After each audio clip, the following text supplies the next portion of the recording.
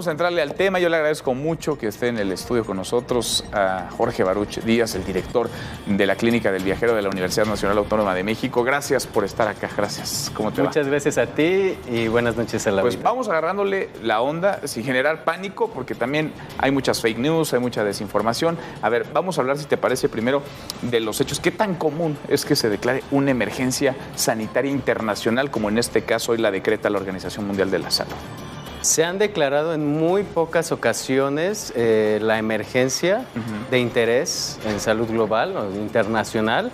Realmente son contadas con las manos, con los dedos de una mano, de hecho, y es precisamente por la afectación que puede haber tanto económica como la afectación en los flujos migratorios, que es muy delicado declarar este tipo de estados. Este coronavirus sí se ha ido, digamos, expandiendo, los contagios han ido creciendo muy rápido, sí es exponencial, digamos, el crecimiento que ha tenido. El crecimiento es exponencial, definitivamente, es esperado porque digamos que este brote y esta epidemia comenzó ya desde unos meses atrás, seguramente, pero se detectó la punta del iceberg, ¿no? Sí. Y con la punta del iceberg empezamos a descifrar todos los casos que estaban detrás y obviamente a detectar las muertes asociadas a esos casos. Y es por eso que de un día a otro vamos a ver en estos siguientes días y en estas siguientes semanas esta escalada de casos de 1,500, 2,000 casos de una noche al día siguiente. Sí, porque hoy registramos poquito más de 9,600 casos. Me acuerdo ayer, a esta misma hora,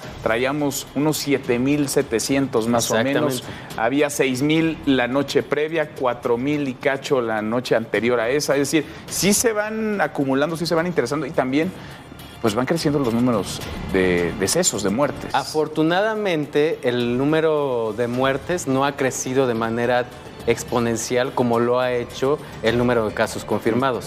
Si tú te fijas, son 9,690 casos aproximadamente y solamente 213 muertos. 213. En lo que va del día, ¿no? De ayer a hoy serían unas 40 más o menos Así muertes. es, más o menos. Entonces, la ventaja de este virus con respecto, por ejemplo, al MERS-CoV, que tiene un índice o una proporción de mortalidad del 30 al 40%, en este sentido es alrededor del 4%, se está viendo cifras del 3 al 4% y van a ir variando conforme se vaya descifrando más la enfermedad. Ahora, ¿sabemos cómo se contagia el coronavirus? Se contagia a través de microgotas y macrogotas como otros coronavirus a lo largo de la historia. Esto quiere decir a través del contacto cercano y directo con una persona enferma. Hasta el momento no sabemos qué tan contagioso es en una habitación, pero sí sabemos que sí es contagioso de persona a persona si están en contacto estrecho. O sea, si te estornuda alguien muy cerca, o si está conviviendo por unas horas o un tiempo determinado, es también probable que se presenten estos casos de contagio entre personas. Los casos iniciales sabemos que se originan de un animal a un humano, sin embargo actualmente ya se está viendo que precisamente la dificultad que hay en contener el brote y los casos exportados han demostrado que ya se está haciendo la transmisión de humano a humano. Esto se puede ver en los casos de Alemania, que precisamente se contagiaron en Alemania, estos 4 casos, no fueron exportados de China.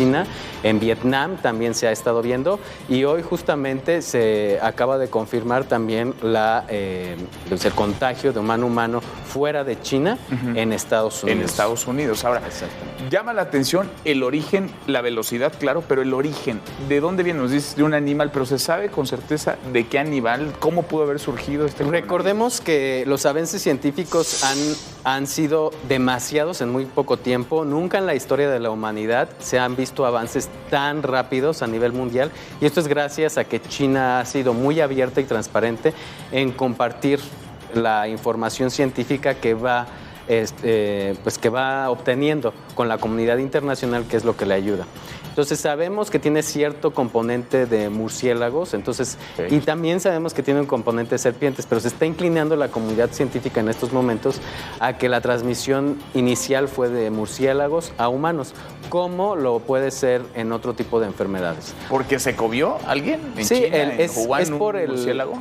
Es la cultura. La cultura china está muy ligada al contacto directo y estrecho y a la convivencia con animales.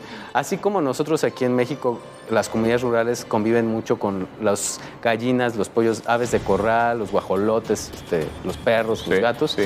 Ahí están acostumbrados a convivir con otro tipo de especies, entre ellas las serpientes y los murciélagos. Y también comerlas en no tan cocidas, no bien cocidas, y eso también puede facilitar la transmisión. Ahora, la ventaja de que la Organización Mundial de la Salud haya declarado una emergencia de interés internacional es precisamente que toda la comunidad internacional ya va a poder acceder a herramientas y a mecanismos que los coordinen en todo el mundo para investigar de manera más eficiente este tipo de virus, sobre todo el comportamiento epidemiológico de esta enfermedad. Ahora, ¿esto incluye ciertos protocolos de viaje también? Eso es muy importante que lo preguntes y es muy importante que la comunidad lo sepa, la comunidad mexicana. Hasta el momento la Organización Mundial de la Salud no recomienda limitar los viajes ni los intercambios comerciales. Okay. Precisamente a nivel de las políticas de salud global, sabemos muy bien que limitar este tipo de viajes y de comercio internacional entre el país afectado y los demás, lo único que van a provocar es exacerbar la crisis humanitaria que se pudiera llegar a dar en un cierto momento en China por el tipo de casos, ya que el cerrar las fronteras, el cerrarle el intercambio comercial limita los recursos que China puede generar, y esto afecta indirectamente el transporte, la agricultura, incluso el personal de la salud, la llegada y salida de insumos médicos que se requieren para controlar la epidemia. Sin embargo, tiene prácticamente una semana sitiada, aislada la zona, la región de Wuhan. Están en cuarentena, nadie entra y nadie sale, y no dejan de aparecer casos. Tarda mucho en manifestarse la enfermedad, el contagio, porque es que se siguen dando casos de gente que viajó a Wuhan hace un par de semanas y apenas está manifestando síntomas. Justamente una de las ventajas que tiene el declarar la emergencia de interés internacional es precisamente que se van a enviar equipos multidisciplinarios de todo el mundo a investigar y ayudar a acelerar el proceso de investigar cómo es que se transmite, qué tan infeccioso es y bueno, qué tan letal es. Esto nos va a ayudar a saber cómo contener este tipo de brotes.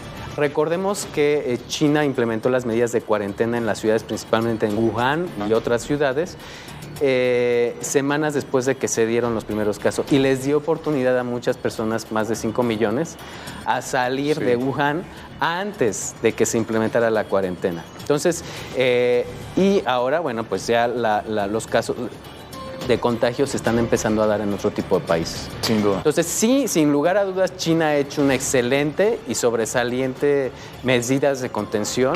Precisamente este tipo de filtros de cámaras infrarrojas, de filtros en los aeropuertos, se están llevando a cabo en los aeropuertos donde están saliendo la mayor cantidad de casos, que es muy efectivo instalarlos ahí, porque si los instalas a la llegada, pues es como encontrar la aguja en un pajar. En cambio, si lo instalas en China, el país expulsor de la mayor cantidad de casos confirmados, pues tienes una alta probabilidad de encontrar los casos. ¿Se puede hablar ya de una población que es más vulnerable? No se puede hablar de una población vulnerable. Está, digamos, agarrando parejo hombres, mujeres, adultos mayores, niñas, niños. Se sabe que con los pocos casos, los 9,000, que son pocos, pero comparados con la población de China, tenemos que ponerlo en contexto.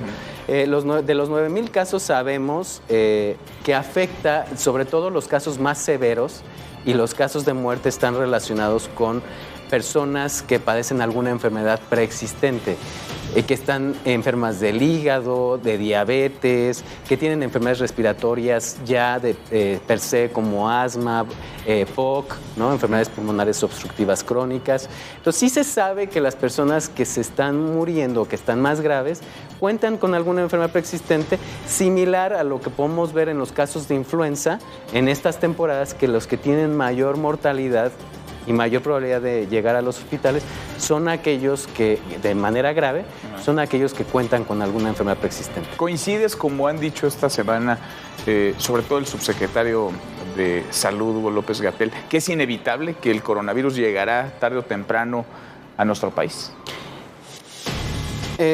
Hay que recordar una cosa muy cierta. México es actualmente el principal socio comercial de China en América Latina. Y es, con respecto a los estudiantes de movilidad internacional, que es otra población de viajeros vulnerable, los mexicanos que viajan a Asia a estudiar, es el principal país a donde lo hacen.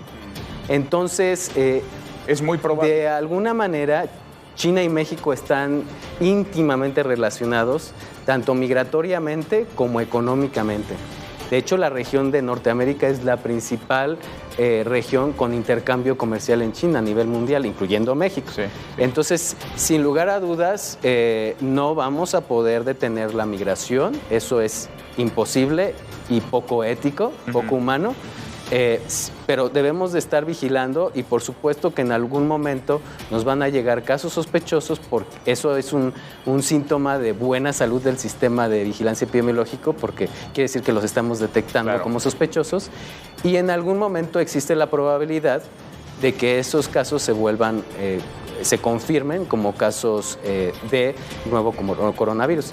Debemos de estar alertas, precisamente, debemos de estar informándonos con información confiable, como lo hace la máxima casa de estudios, la UNAM, como la Secretaría de Salud, con el apoyo de la Secretaría de Relaciones Exteriores, para mantener un nivel de alerta y en caso de algún síntoma o signo de enfermedad, activar el sistema de vigilancia y poder recibir atención oportuna para contener los casos sospechosos. ¿Qué haría que las autoridades decidieran elevar el nivel, digamos, de revisiones en aeropuertos, en centrales de autobús? ¿Tendría que haber casos confirmados ya? Tendría que haber casos confirmados y tendríamos que tener un nivel de alerta mayor desde la Organización Mundial de la Salud. Hasta el momento no lo tenemos, hasta el momento los brotes y los casos están contenidos en el continente asiático, específicamente en China. Son aislados, digamos, los casos que hay en Europa. Son aislados y están controlados en América del Norte, sobre todo en Estados Unidos. Entonces, recordemos que la región de las Américas es una de las regiones con sistemas internacionales de salud, sobre todo vigilancia epidemiológica, más fortalecidos del mundo. Entonces, eso nos ayuda, y más comunicados. Claro. Entonces, eso nos ayuda a mantenernos al pendiente. Pues sigamos platicando, si te parece. Hoy no es que nos amaneciéramos, a lo largo del día se dio esta información, esta alerta que, pues, vista así, escuchada así, suena muy escandalosa, muy estruendosa, una alerta internacional por el coronavirus. Vamos platicándola para entenderle y sobre todo, como dices, para tener la información correcta, fidedigna y no caer, porque abunda eso en redes sociales, en las fake news. Gracias por estar acá esta noche. Muchas gracias a ti. Gracias, muchas gracias. Muy buenas noches. Yo voy a ir a otro